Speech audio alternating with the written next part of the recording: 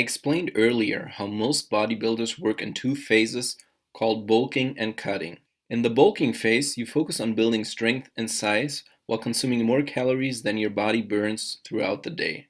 In the cutting phase, you try to get rid of any extra fat by cutting calories while maintaining lean muscle mass. I will now teach you everything you need to know to create a bulking diet plan that will allow you to add serious muscle mass while keeping fat gains to a minimum.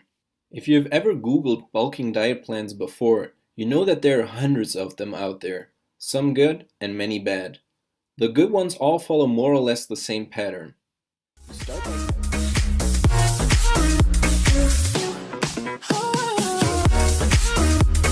Start by calculating your total daily energy expenditure, also called TDEE.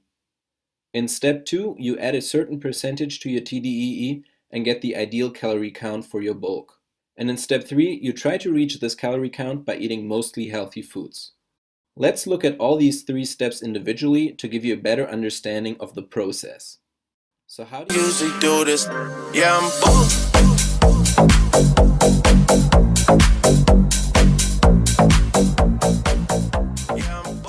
So how do you calculate your total daily energy expenditure, and what does this term mean exactly?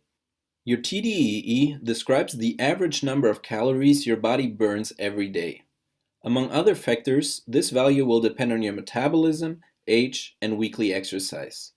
When wanting to build muscle, knowing your TDEE is important because it tells you how many calories you need to consume to maintain your current weight. The easiest way to find out yours is by using an online calculator. I have linked one in the article, which you can find in the lesson resources. While the result will not be 100% accurate, since we all have different metabolisms and genetics, it will give you a rough estimate that you can definitely work with. Now the next step is creating the right... You just wanna...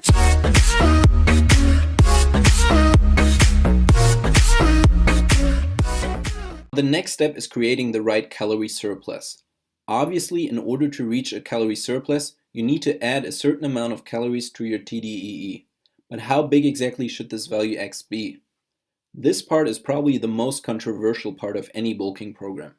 Some fitness gurus will tell you to lean bulk, adding only 10 to 15% of additional calories to your TDEE to avoid gaining any unnecessary fat in the process. Others will tell you that this number is too low and your metabolism will most likely speed up and erase such a tiny size. So who's right? As often in life, there is no absolute answer to this question. It is true that the human body has a limit of calories it can put towards the process of muscle growth. Consuming more calories won't speed up muscle growth, but it will make you fatter. However, most skinny guys won't mind a little extra fat and will also have an easier time losing it afterwards. It is also extremely time-consuming to maintain a lean bulk over several weeks, having to perfectly track your calories all the time. While there's no exact number of calories that will be perfect for everybody, on average anywhere from 10 to 20% of additional calories above your TDEE will do the job without adding too much fat.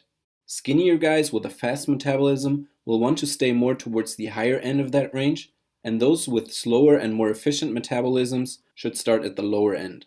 Step 3. I don't usually do this unless I'm drunk, I'm high, but I'm both right now. Got me talking about my life. I don't usually do this unless I'm drunk. Step 3 states that you want to reach the calorie surplus through mainly healthy foods. So which ones are best? In general, you can stick to the foods I recommended in the lesson on nutrition. So things like brown rice and whole grain products as carbs, chicken and lean beef as protein, and olive oil and avocado as healthy fats. The same goes for your macronutrients. You should still consume roughly 40% of your calories as carbs, 30% as protein, and another 30% as fats. One thing many personal trainers will tell you is to completely cut out junk food to avoid a so-called dirty bulk, where you reach your surplus with things like pizza and ice cream. Now, I do agree that this type of food shouldn't make up the majority of your diet, but especially as a beginner, it can be difficult to reach, let's say, 3,000 calories eating only healthy foods. You will have to cook, prepare meals, and eat them all the time.